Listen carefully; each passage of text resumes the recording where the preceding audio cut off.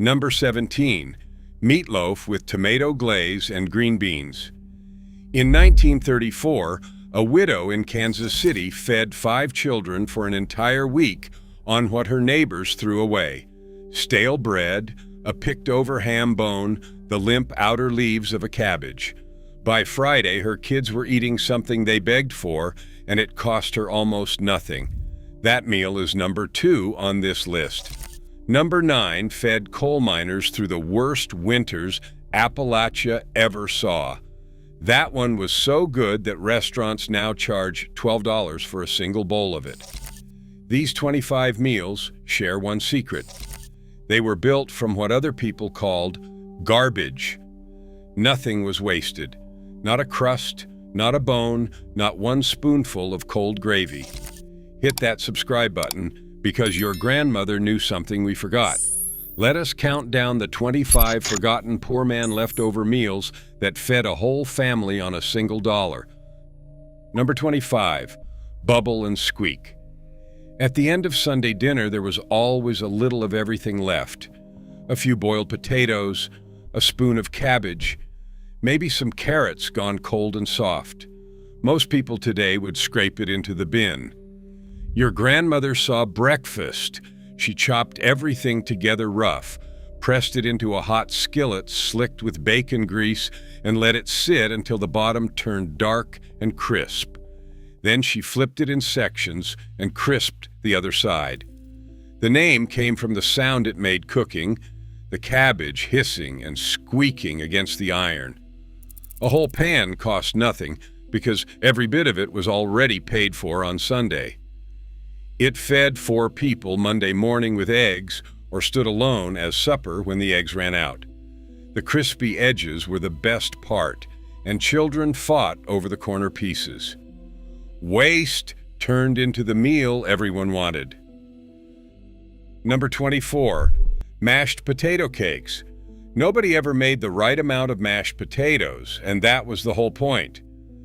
The bowl of cold leftover mash sitting in the icebox Monday morning was not a mistake. It was tomorrow's dinner waiting to happen. Your grandmother mixed in an egg if she had one, a spoonful of flour, maybe a little chopped onion, then shaped the cold mash into flat patties with her hands. She fried them in whatever fat was on the stove until both sides turned golden and a crust formed that the soft inside could hide behind. A nickel's worth of leftover potato became a plate of crisp, savory cakes. Served with a fried egg, they were breakfast. Served beside a bowl of beans, they were supper.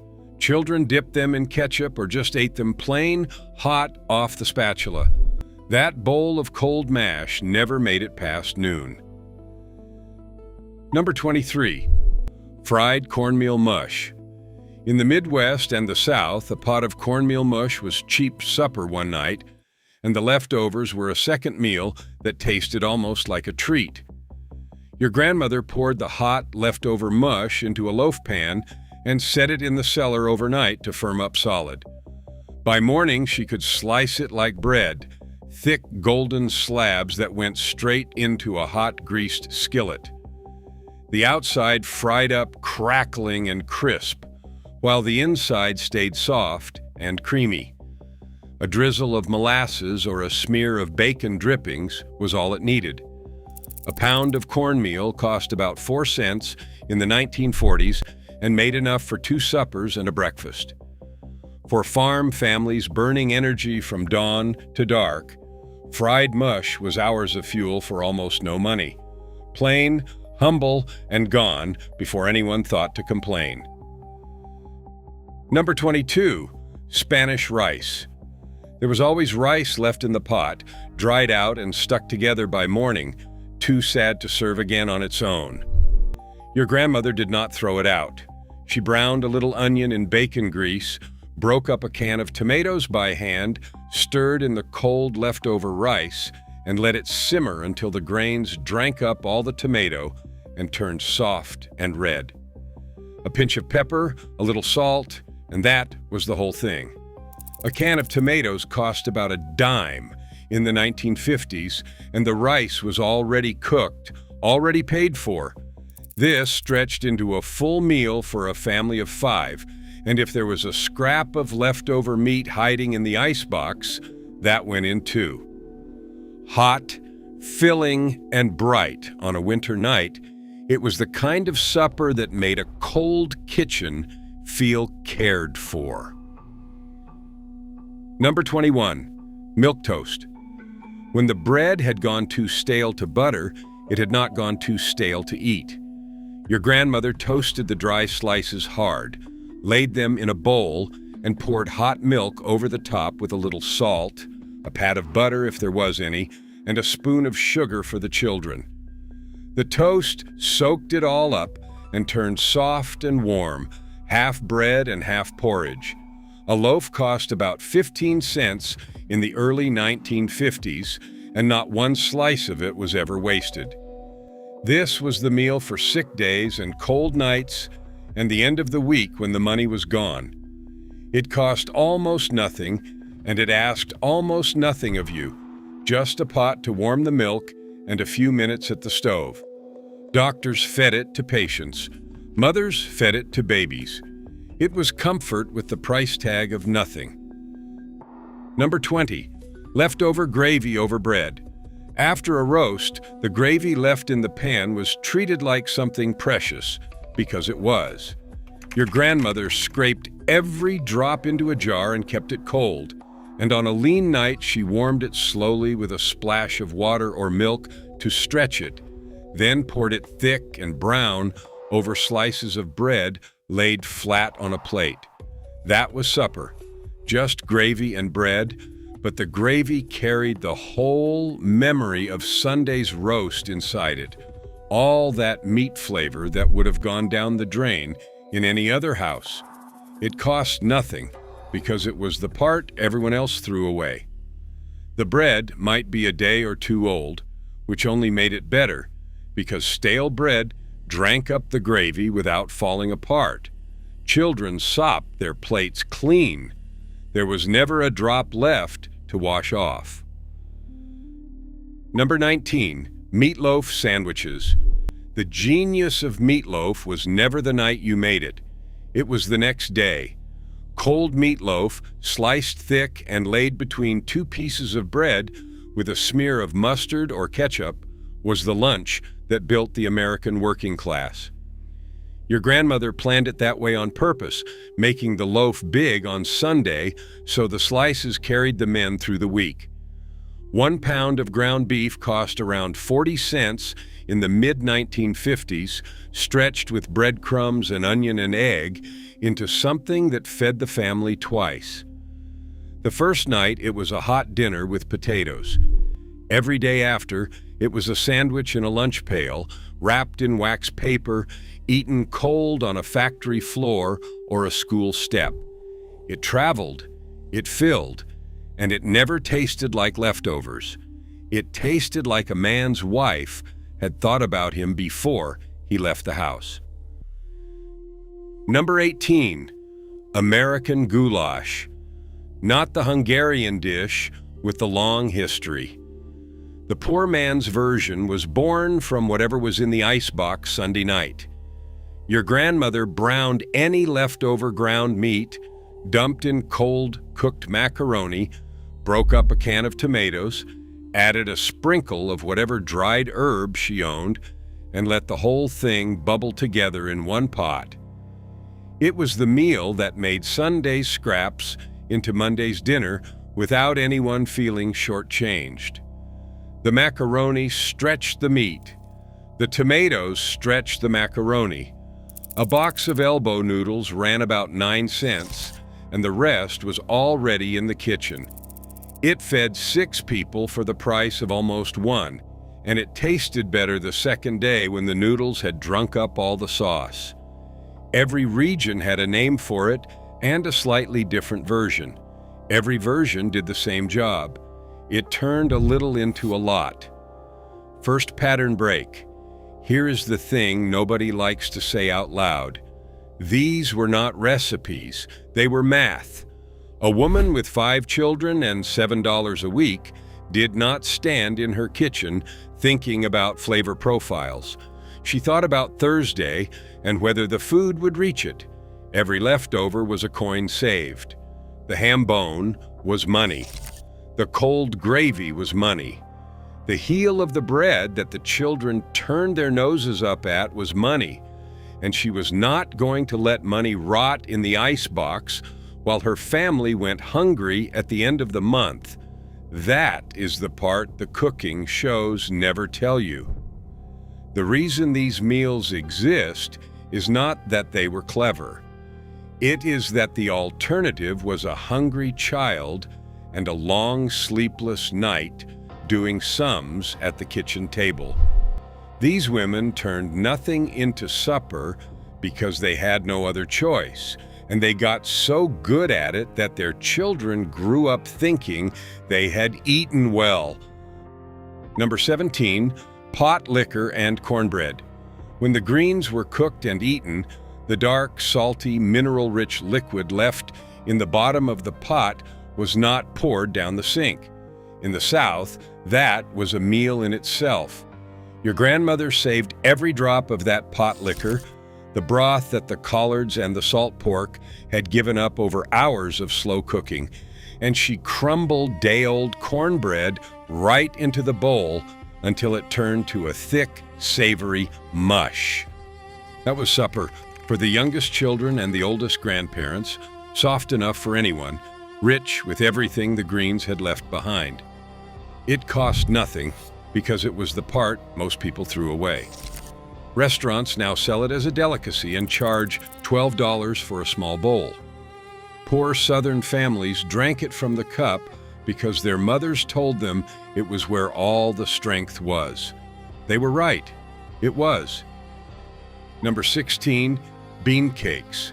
A pot of beans rarely got finished in one sitting, and the leftover beans, cold and stiff in the pot the next morning, became something new. Your grandmother mashed them down with a fork, mixed in a little onion and a spoon of flour, shaped them into patties, and fried them in hot grease until a dark crust formed. The inside stayed soft and creamy, while the outside turned crisp and savory. It was a way to make third-day beans exciting again, and after a long pot of beans, that mattered. A pound of dried beans cost about 10 cents in the 1950s and fed a family across 3 or 4 meals, with the last of it fried into cakes. Served with a little hot sauce or just salt, they filled a plate and a stomach for almost no money. Nothing in that pot was ever scraped into the trash. Even the very last of it became dinner. Number 15, leftover fish cakes. On a Friday, when the family had fish, the few flaky scraps left on the platter were never enough for another meal on their own. So your grandmother stretched them. She mixed the leftover fish with cold mashed potato, an egg, a little chopped onion, shaped the whole thing into patties, rolled them in cracker crumbs, and fried them golden in a hot skillet. A handful of leftover fish that would have fed nobody suddenly fed the whole family. The potato did the heavy lifting, soft and bland and ready to carry the fish flavor across 6 plates. A sleeve of crackers cost a dime, the potatoes were pennies, and the fish was already paid for the night before. Crisp outside, tender inside, these tasted like something you would order in a diner. Children who claimed to hate fish ate too without a word, never knowing they were eating Thursday's supper wearing a brand new coat. Number 14, chicken croquettes. A Sunday chicken was picked clean, but there was always a little meat clinging to the bones that a careful hand could save. Your grandmother chopped that leftover chicken fine, bound it in a thick white sauce made from flour and milk, chilled it until firm, then rolled the mixture into little logs, breaded them, and fried them crisp. A few ounces of leftover meat became a platter of golden croquettes that looked like real effort and real money. The white sauce stretched the chicken 3 or 4 times its size, turning the last scraps of a bird into a proper Sunday-looking supper on a Tuesday.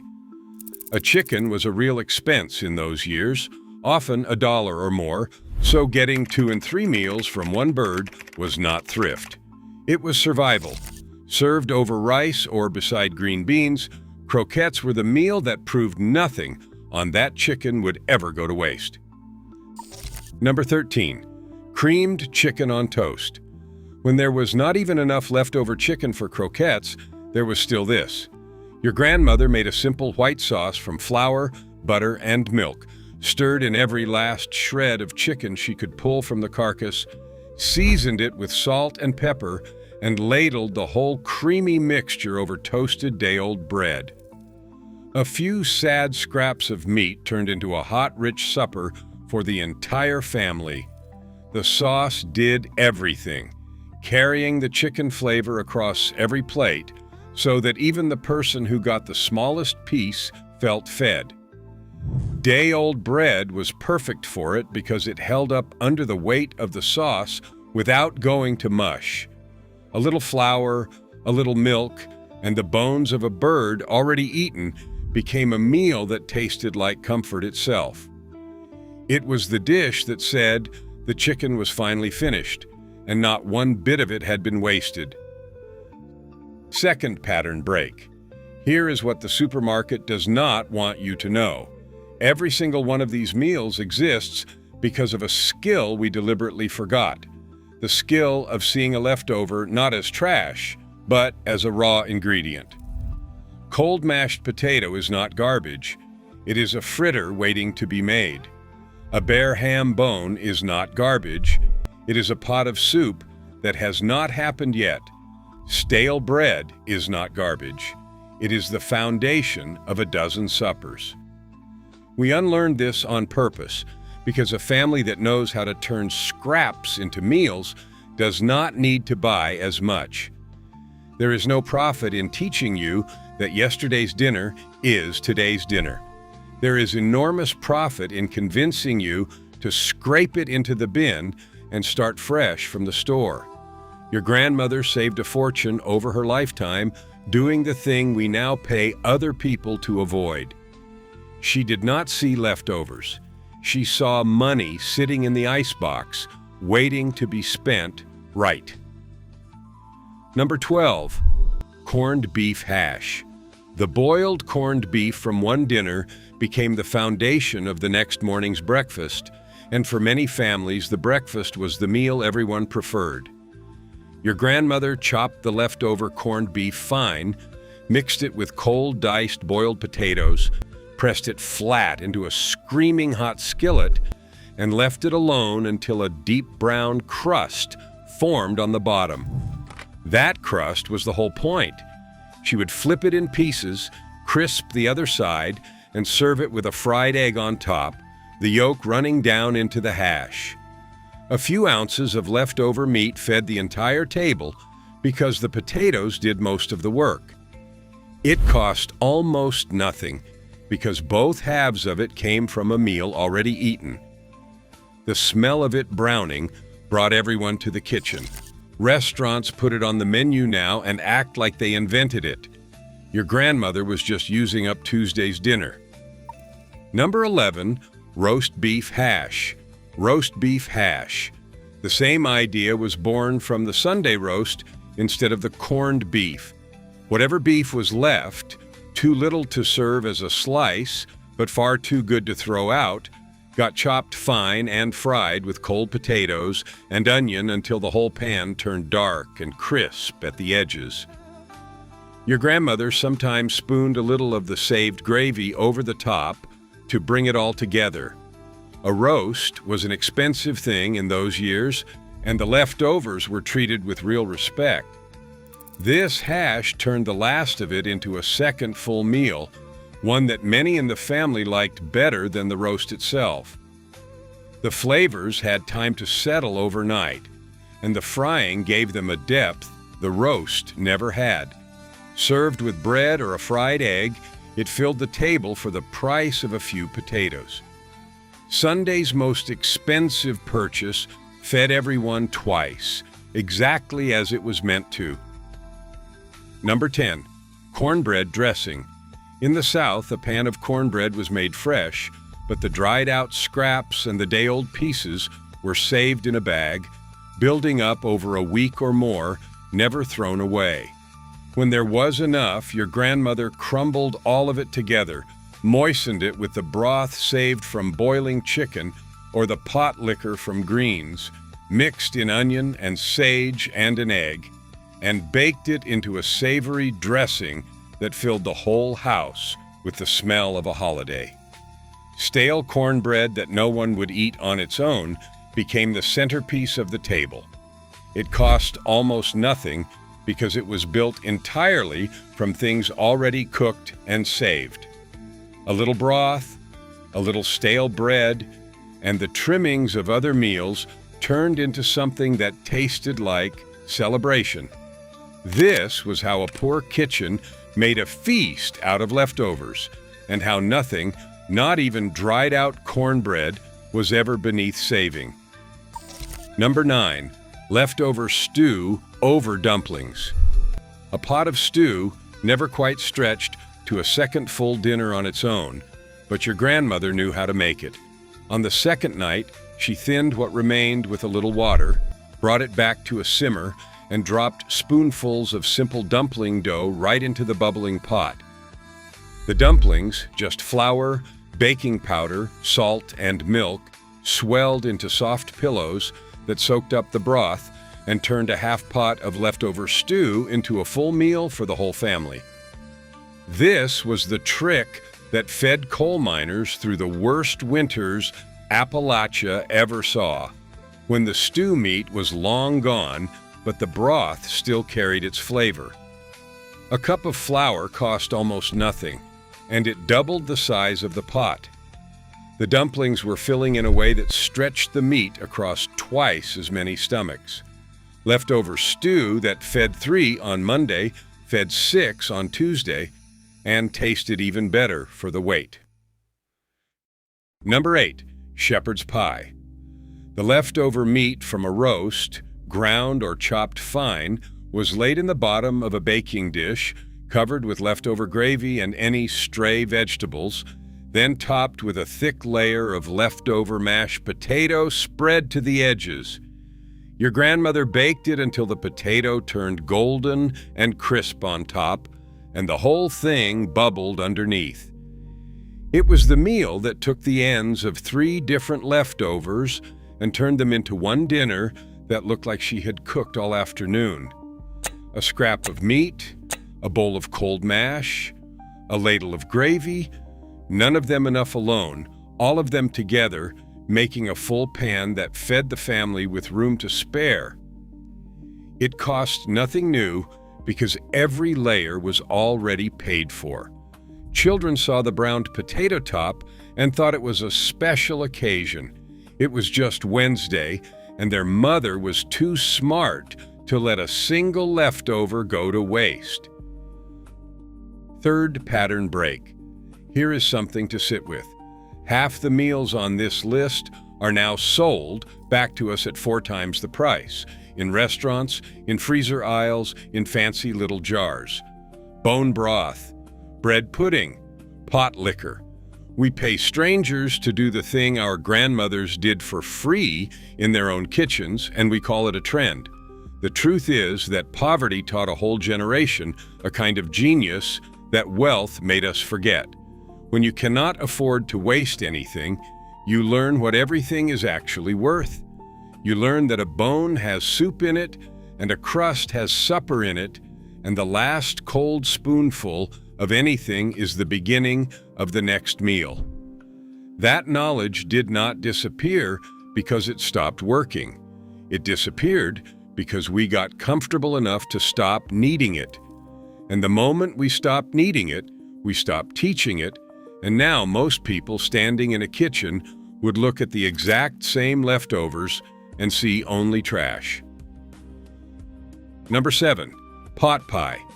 When the roast chicken or beef was nearly gone, your grandmother gathered every scrap of meat, every leftover vegetable, every bit of saved gravy, and folded it all into a single dish lined with pie crust. A top crust went over it, the edges were pinched shut, and the whole thing baked until the pastry turned golden and the filling bubbled out the slits in the top. It was the meal that swept the entire icebox into one warm, complete supper. A handful of meat that would have fed no one became, under a crust, a dinner that fed everyone. The crust was cheap, just flour and lard, and it turned odds and ends into something that looked and tasted like a real cooked meal. Nothing inside it cost a thing, because it was all left over. This was the dish that closed out the week, the final resting place of every scrap, and the family ate it like it was brand new.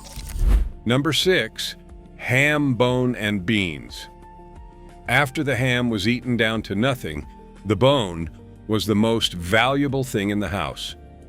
Your grandmother dropped that bare ham bone into a pot of soaked beans with an onion and enough water to cover and let it simmer for hours until the beans turned creamy and the broth pulled every last trace of smoke and salt from the bone.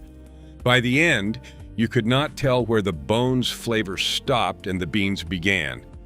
A bag of beans cost a dime, and the bone was free, already paid for with Sunday's dinner. This single pot fed a family for 2 or 3 days and tasted richer with every bowl. The bone gave up everything it had, and the beans drank it all in. Served with cornbread for sopping, it was the meal that proved a ham was never really finished until the bone itself had been boiled clean. Nothing was wasted, nothing ever was. Number 5, turkey carcass soup. The day after the big meal, while everyone else was thinking about leftovers as sandwiches, your grandmother was thinking about the carcass. She dropped the whole picked-over frame into her biggest pot, covered it with water, added an onion, a carrot, and a bay leaf, and let it simmer all day until the bones gave up their broth and the last shreds of meat fell away. Strained and filled with rice or noodles or a handful of vegetables, that broth became 3 or 4 more meals from a bird everyone thought was finished. The carcass was free. It was the part headed for the trash in every other house. A spoonful of rice and a few vegetable scraps turned it into soup that fed the family for days after the holiday was over. This was the final, quiet act of a careful kitchen, the moment a single bird stopped giving only after every bone had been boiled dry. Number 4, French toast. When the bread went stale, it did not go to waste. It went into the skillet. Your grandmother beat an egg with a little milk, soaked the dry slices until they were soft all the way through, and fried them in butter or grease until both sides turned golden and the edges crisped. Stale bread that no one would touch became a breakfast the children begged for. The staleness was not a problem. It was the secret, because dry bread drank up the egg and milk far better than fresh ever could. A loaf cost about 15 cents, an egg a few pennies, and the meal that came out of 2 slices of bread headed for the trash tasted like a treat.